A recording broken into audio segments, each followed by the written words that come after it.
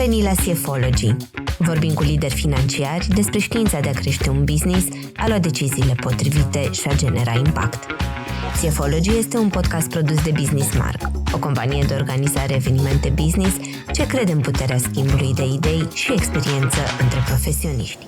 Hi everybody, I'm Mircea Dumitrașcu, partner at NOA. I'm happy to host the CFOlogy podcast today on a special occasion because it's recorded live here at CFO conference in Cluj-Napoca. The CFO conference which is organized by BusinessMark at Courtyard by Marriott in Cluj-Napoca, and I'm here with Wojtek Wieronski, the CFO of PHH Group, one of our distinguished speakers from today. Hi Wojtek. Hi, nice to meet you. Nice to be here. Happy to have you here. I will introduce your background so everybody will know you. Wojtek, it's the CFO of PHH Group. It's a globally experienced finance leader with a vast retail experience. He worked for Tesco PLC, where he had the CFO role, regional CFO. He also held significant finance leadership roles at OTCF Group, which in Romania is known as 4F brand, MediaMarkt Group, and Dr. Max. And since September 2024, he's the CFO of PHH Group, one of the major Baltic e-commerce operator. And a thing that I heard from you today, you enjoy sports and, Yes. And travel.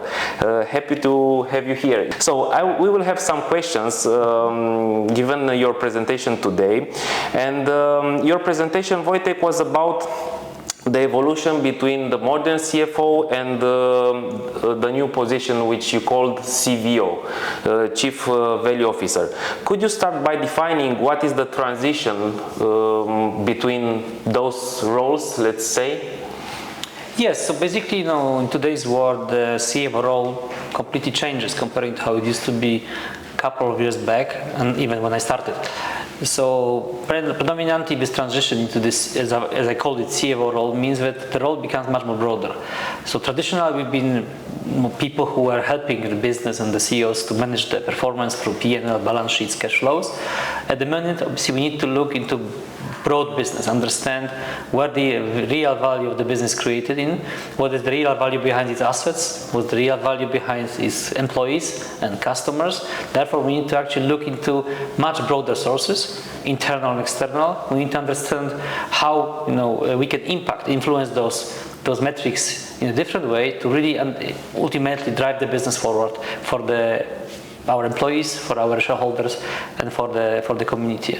Also, sustainability, big topic, and technology. We need to understand first the implications of those trends on our business. Are they opportunities, and how we can harvest those opportunities? At the same time, what are the challenges we need to take into account when facing those mega trends which are facing our organization? So this role becomes very, very broad. Pretty much it's next to the CEO. And we have to be very close partner to the CEO, helping him to navigate the business in those really present times, very uncertain and very fast changing. Yeah, and the world is changing. So what kind of skills and mindset the new roles requires for the transition from the CFO to CVO? And what would you advise for the financial professionals to keep in mind in order to perform this transition? So firstly, from the mindset perspective, you need to understand you are a true business leader. You cannot only concentrate on finance and make sure that you manage finance, because it's forgiven. It's something by implicitly is actually embedded into your role. But you need to more focus on actually that I need to be a business leader who, together with the CEO and the rest of the C-level team, is leading the organization according to the strategy it took, according to what it faces from the external environment. So that's about the mindset. You need to really see yourself as a business leader. That's it. From the knowledge and skills perspective, of course, you need to, upskill yourself to understand first the technology side.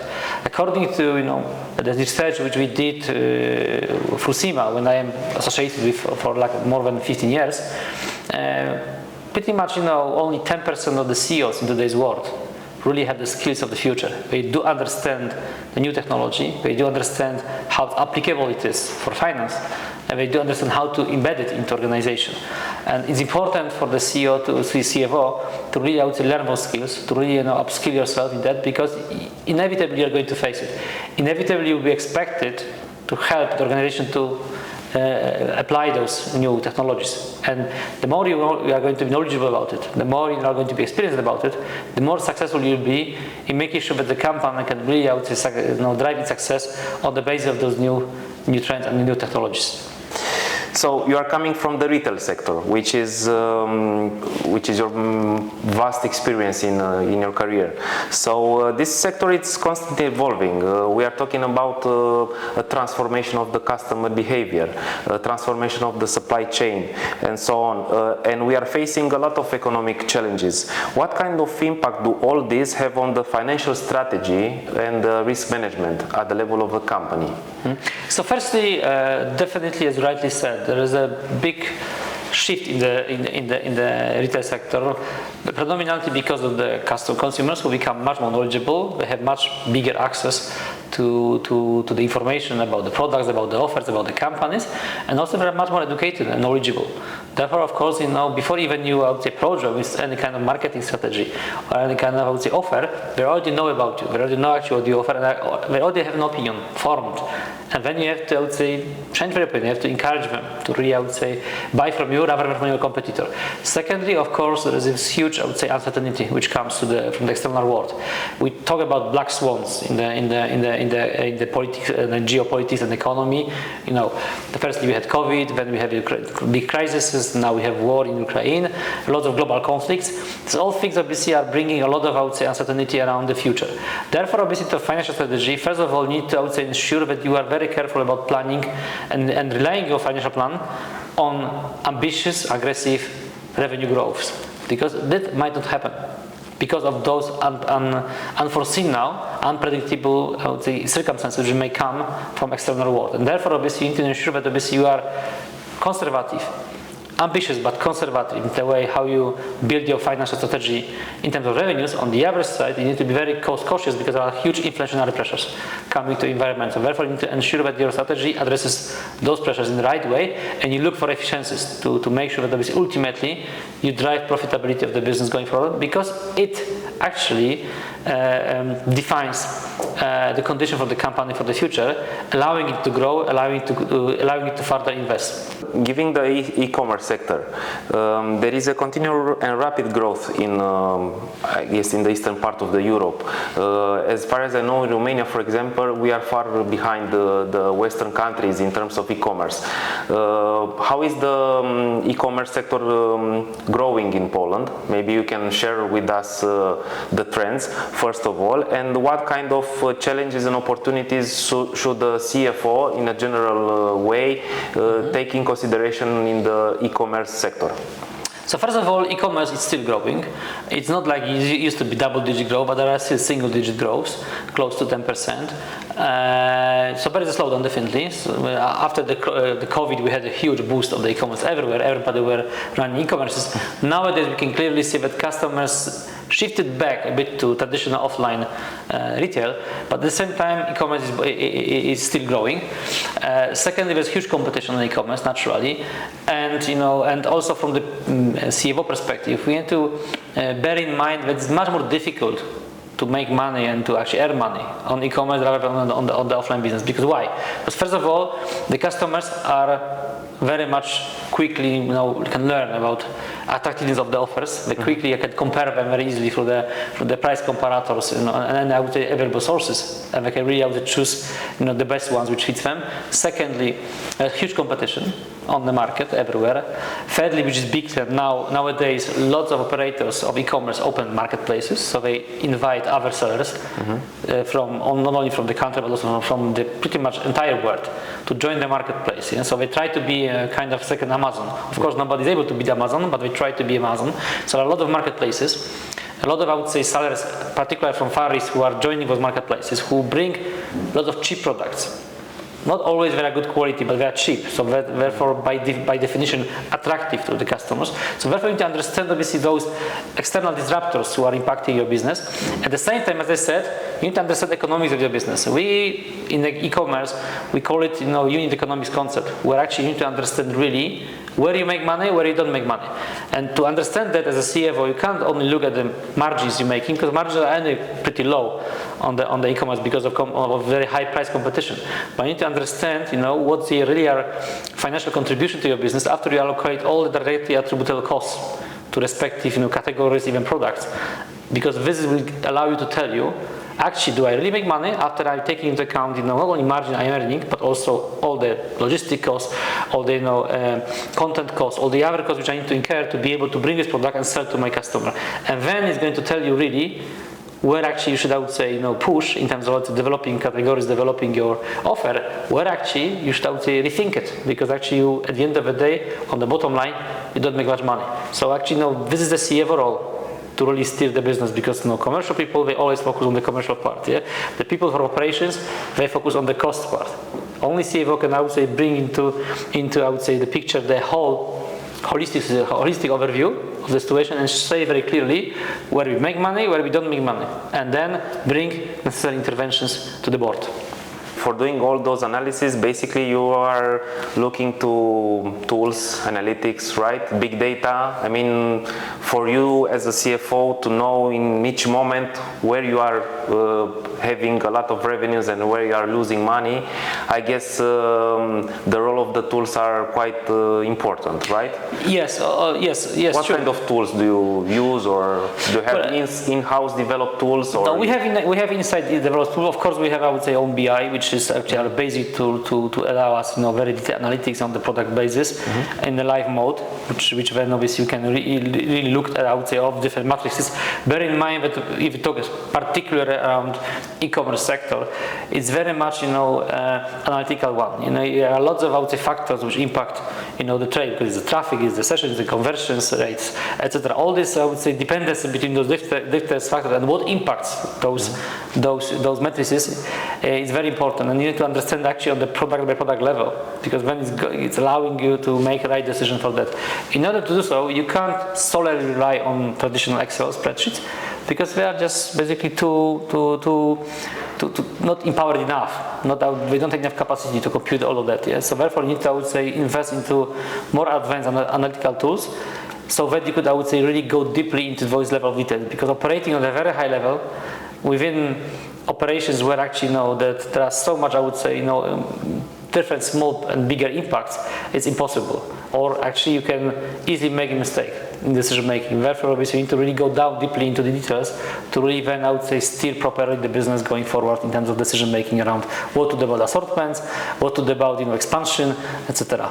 So with all those changes in the digital era that we live now, how do you see the reshaping of the finance team? Meaning that, okay, if you are a team of finance people with the CFO in the leadership position, basically you will have to analyze a lot of data. So is there a reshaping, right, of the function?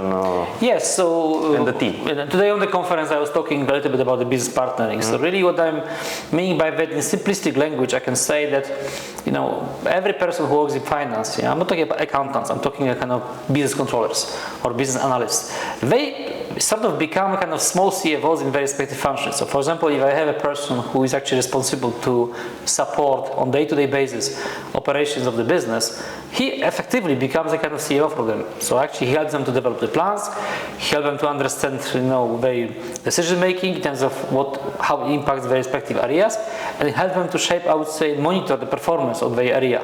Yeah? So therefore, obviously, it's important that all the people, particularly who are doing so-called business-facing jobs, they really, I would say, work closely with the business on day-to-day basis. They really, I would say, are considered to be partners, means that obviously, like consultant decision-making.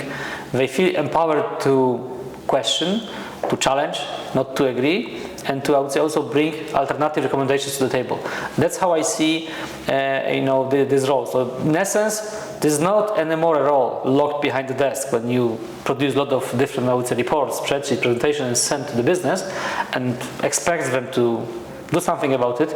It's a role actually you still do those things, but you have to ensure you do them very effectively using various tools. But then actually you follow up by proactively approaching the business, proactively approaching your business partners, and ensuring they do something about some trends, some worrying or actually promising, would say, indications around the area of the business which they are responsible for, and you recommend them the right actions you would, I would say, push to take in order to improve performance, in order to increase the value creation for the business. So that you are looking around the collaboration between people and teams and so on. So my next question is, how do you foster collaboration with other C-level executives in order for the financial strategy to be deeply achieved? If I want to expect it from my people, I need to lead by example, of course. So I need to do it on the C level. So first, I need to be the right business partner, the proper business partner. I have to be, how you say it, role model for business partnering in the organization. So I need to demonstrate by my own example how I work with the C levels, how I build relationships with them, number one.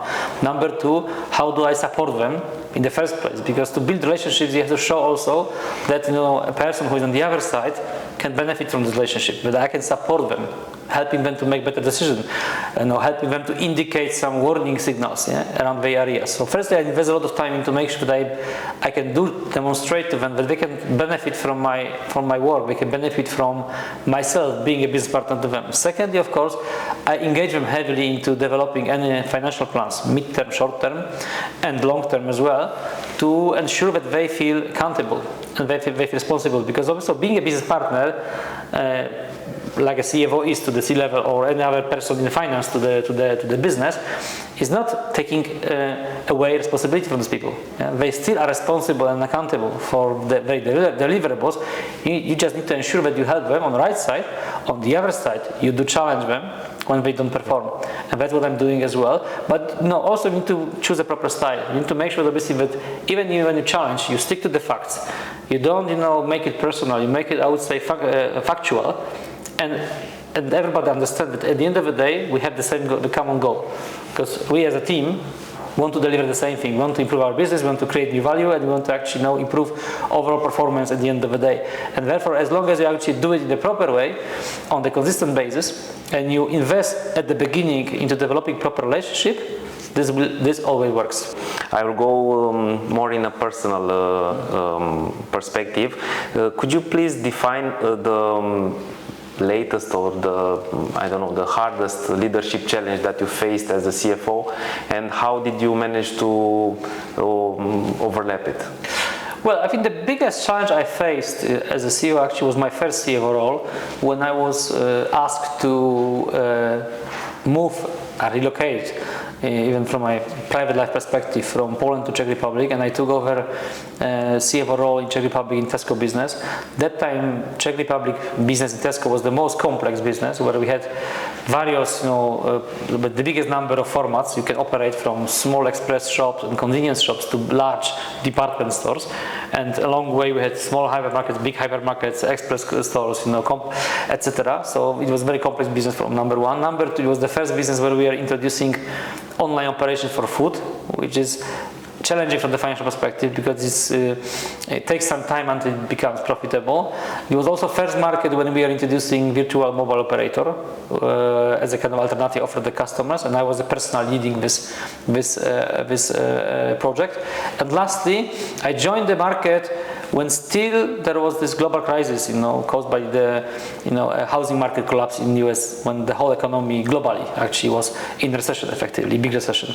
So obviously, naturally, that time, on one side, you had lots of, I would say, as I mentioned, interesting and important growth projects in the pipeline to be managed. On the other side, I had huge performance challenge because obviously, naturally, the customers at that time were very cautious.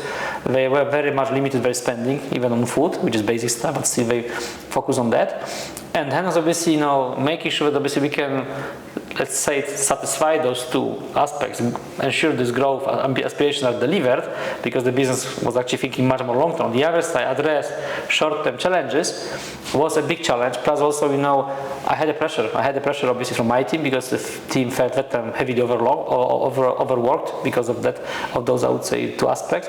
And second, also, there was huge pressure from outside, from our group, from our, stakeholders, who expected, obviously, naturally, the good results and the good outcomes. Yeah? So in a way, this experience, number one, growth and developed in myself a huge resilience to those pressures which I had to deal with that time, because I faced a lot of that, and I managed to how to overcome it, how to number one handle this internally, number two how to respond to those in a proper way, not to destroy relationships, not to, I would say, create the impression that I'm not contributing, I don't want to contribute. On the other side, obviously making sure that I'm making the right point. I have the courage to make this point, and I can, I would say, stand still with that, despite those pressures are coming back to me again and again and again. So this equipped me with this one, number one. Number two, it gave me huge knowledge about, obviously, different business models you can develop within, e-commerce, within traditional retail, but also within, telecom market. It was actually extraordinary experience, and also it was quite a nice and interesting leadership challenge, because obviously for the first time I moved for such a long time to a different country when I had to manage different people from different culture, kind of similar but different to where I come from as a Polish person. So it was also, I would say, interesting development to face. And I think after all this, I spent there 5 years pretty much, but I came back after those 5 years very much equipped with a big experience, big knowledge, which then actually led me to take over the entire region as a CFO, where actually we then replaced all the local CFOs with myself. So I became actually effectively a CFO for 4 markets at the same time, which just proved the case that obviously this experience, which was I would say not painful, but quite demanding, prepared me for this role which I took over and led successfully for the next 4 years afterwards.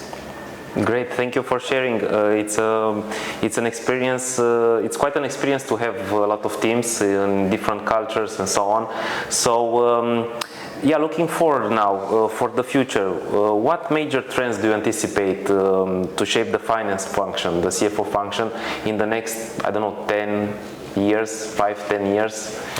Obviously, technology will continue to disrupt the entire world, but also the finance function. I think at the minute still, to be very honest, as I said on the conference, we don't see yet that much impact of that on us, because there is still a lot to be done in terms of fixing the technological debt which the companies have. Because to be fair, for many years these things have been neglected in the companies, because there are so much focus on growth, developing, expanding, etc. But actually, technology was somewhere behind. And nowadays we see that it actually becomes a challenge, because to harvest the new technologies we need to have a proper base, but the base is not there. So obviously we need to fix this technological debt. So it's number one. So when it's going to happen, then naturally obviously the obvious expectation will be, let's bring those new technologies, I would say, much more to organization to support not only finance operations but entire operations, right? And we as CFOs would need to evaluate those things, make sure that obviously the business cases are robust behind, make sure that obviously that the way we plan to implement is going to contribute positively to the business rather than the opposite. So it's going to be point number one. Point number two, of course, generation shift, which is going to be a big challenge, because new generations that we know they have different approach to work, with different, I would say, working attitudes, etc. My generation was workaholics, right? We've been working heavily and hard to drive our careers and to actually get where we are at the moment. And new generations are working differently. They have different priorities in their lives. They are very much, I would say, they want to be empowered. They want to, I would say, feel they are important in the company. But at the same time, well-being is very important to them at the same time. So we can't rely anymore on, I would say, people like I used to be, or I'm still actually, and my colleagues. But we need to rely on new, I would say, generations coming to the marketplace, and we need to make sure we motivate, we manage them, and we onboard them in a proper way. And third thing, obviously, I think it's still, the world will be very uncertain for the next 5 to 10 years because of the global situation, global politics, geopolitics which happen, global shift in this area, which means that still we are going to face a lot of uncertainties in terms of how to steer the company for the future, how to prepare the plan, and how to make sure that we see that ultimately whatever we are going to come up with as a strategic plan for the future is going to be really, I would say, executable and the right one for the company. If somebody in the world is training an AI person, let's say, having the CFO role in, 10 years maybe, that could make analysis, maybe highlight some good decision to do. Do you see something that AI could never take from the CFO role? I think the business part, one thing, very important one thing. I think that AI will not replace the business partnering part of the job, which is very important. I don't think that still, whatever we believe about AI capabilities, I don't think AI will be able to so effectively build relationships as human to human building. Yeah? And in decision-making process, where obviously the situations are very complex and unpredictable, when simple algorithm or even more sophisticated algorithm cannot help, that's where actually our intuition and a feeling of the business comes through, apart from analytics and all the outside data.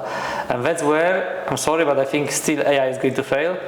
That's where humans are going to, I would say, ultimately make a final call. And therefore, obviously, to big respect, to AI, somebody said that there is not big threat in, I would say, artificial intelligence. There is big threat of lacking the traditional one.